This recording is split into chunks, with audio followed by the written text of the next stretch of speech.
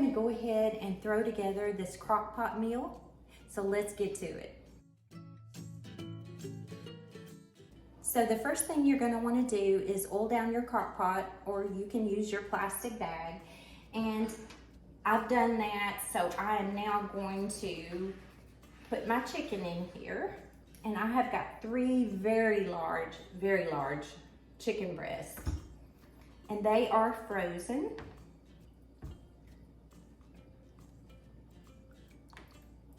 And I did wash them too, by the way.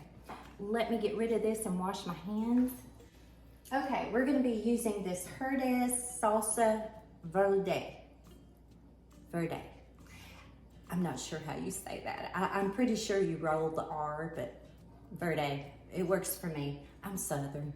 Okay, so this is a 16-ounce jar, and we're just gonna go ahead and put this whole thing in here.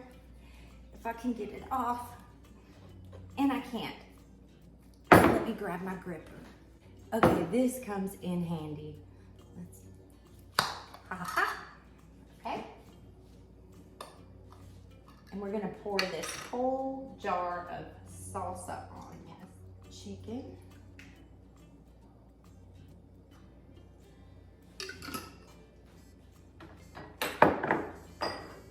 And now we are going to put a half a teaspoon of cumin just on top, and a half a teaspoon of chili powder.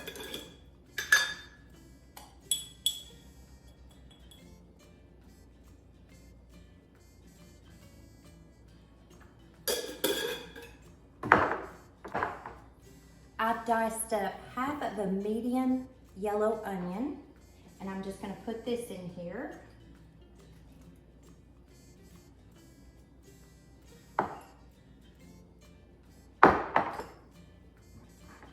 And now you're gonna need 1 can of fire roasted diced tomatoes, and I did drain the juice off of this because we are going to make fajitas out of this tonight. And we're just gonna go ahead and put those in. And that's how easy this is to throw together. And we're just gonna cut this crock pot on high. We're gonna let this cook for at least 4 hours, possibly 5, because my chicken breasts are frozen solid and they're large.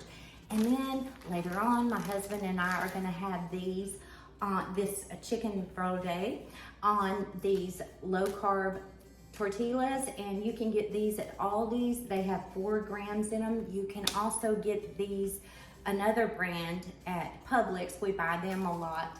And I did see this morning, Kroger's had some too. So you can find the low carb wraps.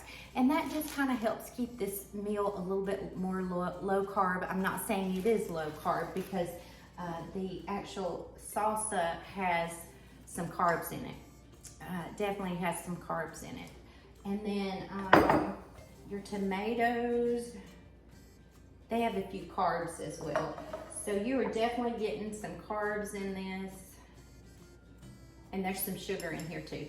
So this is not a low carb meal, but to make it lower, we're gonna use these wraps. I'm gonna go sit on my back porch with my little cup of coffee and just have me about, just a little peaceful moment. And I hope you guys find your peaceful moment today, because we all need a little me time. Okay, 4 hours later, it's looking good, and this made my house smell so awesome. It was mouth-watering, really. But I did, after 4 hours, pull this chicken apart, and it was tender. It did fall apart, but it wasn't as tender as I wanted it to be. So once I pulled this apart, I let this cook for another hour. At this point, I also added a little salt and a little pepper to this, just enough to taste. And voila, 5 hours later, this looked so great.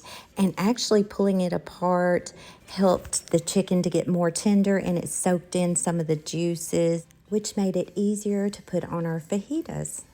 My husband and I love Mexican food, and this is an awesome recipe for chicken Verda. However, we had so much left over and I made sure to utilize it 2 days later. So y'all come back, Lord willing, I'll get that posted tomorrow because it was so good. Y'all have a great evening. For a minute, that.